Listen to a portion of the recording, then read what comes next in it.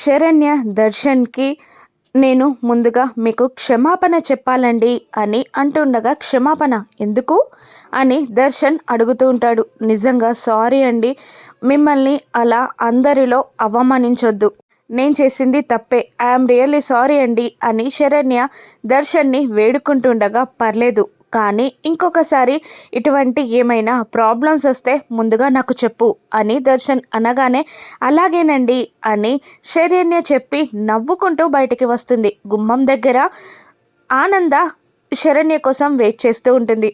ఇప్పుడు దర్శన్ మారాడమ్మా, ఎప్పటికీ నువ్వు దర్శన్ మనసుకి దగ్గరగా ఉండాలి.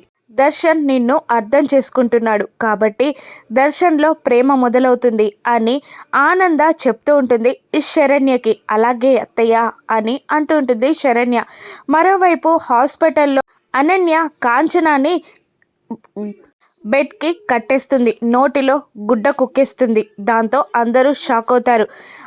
ఆవిడకి 2 కిడ్నీలు ఫెయిల్ అయిపోయాయి, నేను ఆపరేషన్ చేయాలి అని పిచ్చి పిచ్చిగా వాగుతూ ఉంటుంది అనన్య. ఆ మాటలతో అందరూ షాక్ అవుతారు. ఇక ఫ్యామిలీ మెంబర్స్ ఆనంద భైరవి, శరణ్య, దర్శన్, రోహిత్ అందరూ రాగానే ఆనందని చూస్తూ, నా కూతుర్ని కాపాడమ్మా, నా కూతురికి ఏమైందో తెలియట్లేదు అని ఆనందని అనన్య అంటూ ఉండగా ఆనంద షాక్ అవుతుంది. డాక్టర్ వైపు ఆనంద చూడగానే టోటల్గా డిస్టర్బ్ అయిపోయింది, మెంటల్ బ్యాలెన్స్ కోల్పోయింది. చాలా డిస్టర్బెన్స్లో ఉంది అమ్మాయి, ఎర్రగడ్డకి తీసుకెళ్లడమే మేలం, ఎర్రగడ్డలో ఉన్న హాస్పిటల్లో జాయిన్ చేయండి అని అంటూ ఉంటుంది డాక్టర్. దాంతో శరణ్య ఇలా వదిలిపెట్టడం కరెక్ట్ కాదు అని అంటుండగా, ఎర్రగడ్డకి తీసుకెళ్తే నా బిడ్డకి మళ్ళీ పిచ్చి ఎక్కువ అయిపోతుంది, ఇంటికే తీసుకెళ్ళాలి అని అంటూ ఉంటుంది కాంచన.